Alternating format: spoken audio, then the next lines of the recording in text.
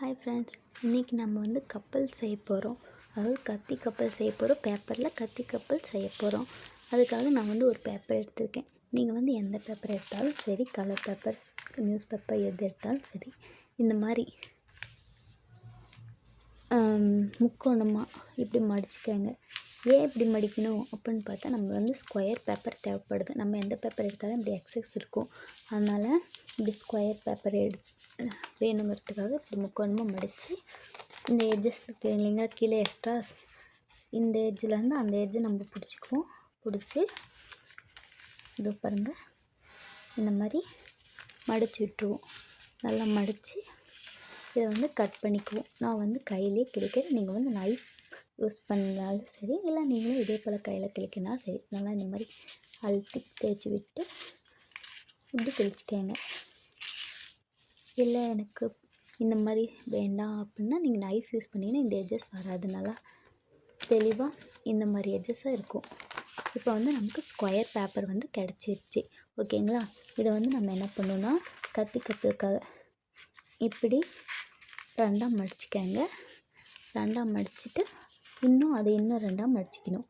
இந்த மாதிரி மடித்து எடுத்துக்குவோம்.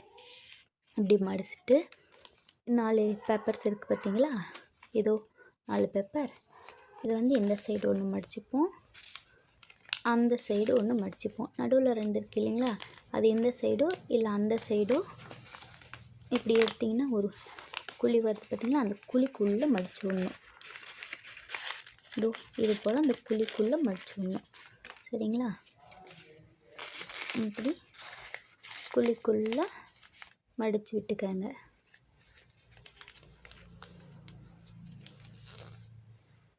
இது போல் குழிக்குள்ளே மடித்து விட்டுக்கணும். இந்த சைடு ஒன்று, இந்த சைடு ஒன்று, நடுவில் இருந்தது வந்து உள்ளே மடித்து விட்டுருக்கோம்.